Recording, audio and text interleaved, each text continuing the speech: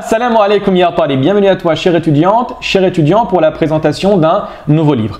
Alors aujourd'hui, nous sommes dans le domaine de la aqida et souvenez-vous, au niveau 1, nous nous sommes intéressés à la question de l'existence de Dieu avec la présentation de deux preuves, l'une rationnelle et l'autre scientifique.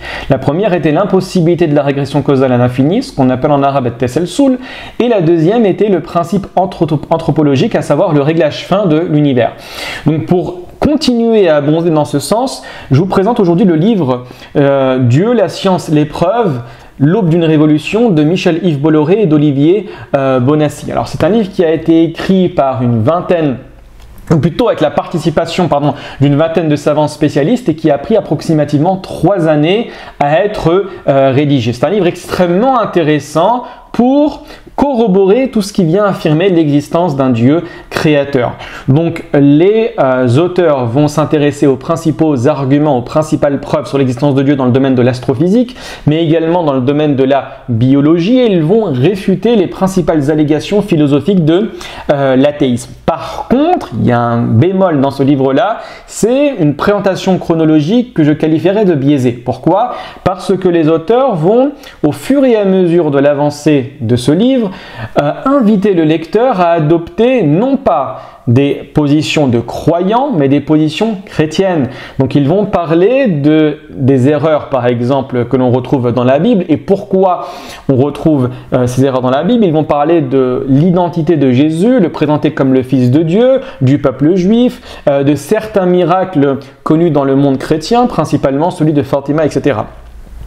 Donc ça, on va dire que c'est assez problématique. Pourquoi? Parce qu'il y a une induction implicite à adopter la foi chrétienne après avoir accepté les prémices du livre, à savoir les preuves et les arguments rationnels. Très bien.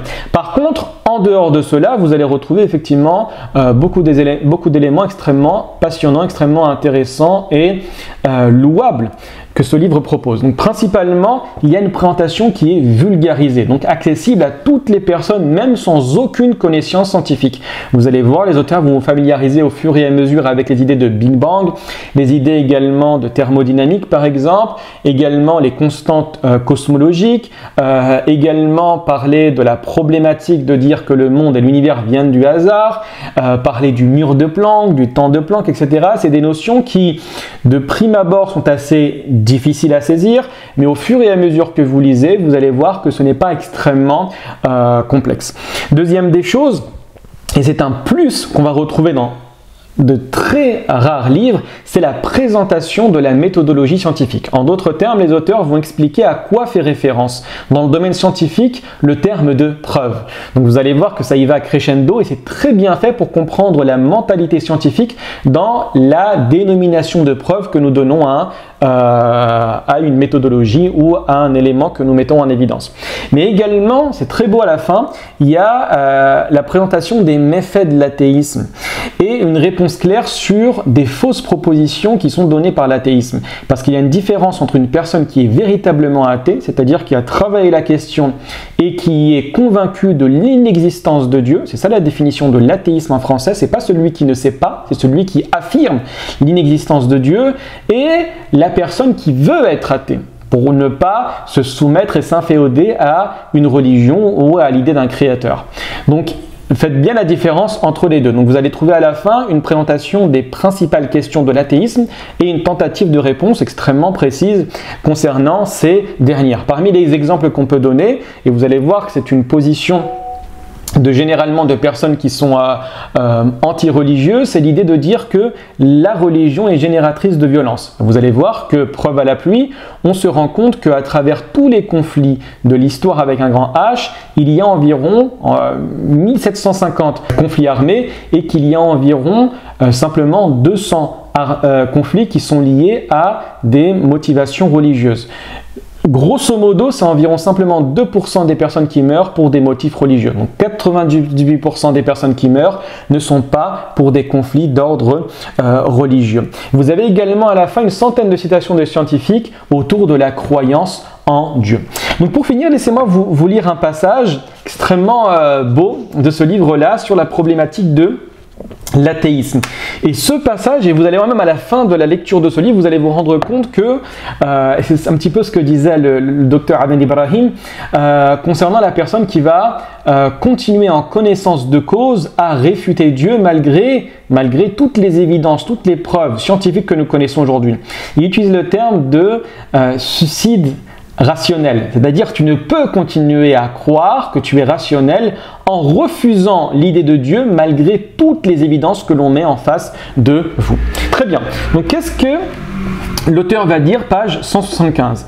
Pour crédibiliser la thèse du hasard, il faut recourir à l'hypothèse très spéculative d'un nombre absolument gigantesque d'univers parallèles. Il faudrait bien au-delà des 10 puissance 120 univers, c'est-à-dire infiniment plus que de particules dans notre univers. Alors ici, qu'est-ce que ça veut dire? Regardez bien. On sait actuellement que le nombre d'atomes dans l'univers est de 10 puissance 80. Alors 10 puissance 80, on peut se dire que c'est pas énorme. Voilà, 1 milliard, c'est 10 puissance 9, donc voilà, 10 puissance 80, c'est pas énorme. Ben, faites attention, c'est extrêmement important 10 puissance 80. Pourquoi? Parce que quand on dit que dans tout l'univers, il y a 10 puissance 80 d'atomes, il faut se rendre compte de la taille d'un atome. Laissez-moi vous donner un exemple. Et cet exemple a été mentionné par les frères Bogdanov dans un livre que vous pouvez retrouver, très facile à lire, Dieu et la science. Il vous donne l'exemple d'un grain de sel. Vous êtes d'accord avec moi qu'un grain de sel, c'est quelque chose d'insignifiant. Il vous dit que ce grain de sel-là, si nous avions la possibilité de compter tous les atomes d'un grain de sel, et nous avions également la possibilité de compter pour chaque seconde 1 milliard. D'accord? Donc 1, je compte 1 milliard, 2, 2 milliards, 3, 3 milliards, etc. d'atomes. Ben, il nous faudrait 50 siècles pour arriver à la fin de ces atomes-là pour un grain de sel.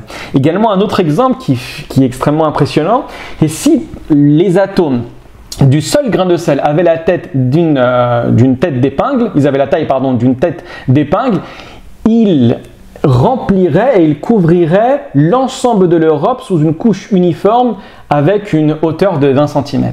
D'accord? Donc ça, c'est pour vous dire la taille, plutôt le nombre extrêmement important d'atomes pour un grain de sel. Alors imaginez tous les atomes que nous allons retrouver dans l'univers. Aujourd'hui, on sait, comme je vous ai dit, que le nombre d'atomes dans l'univers est à 10 puissance 80.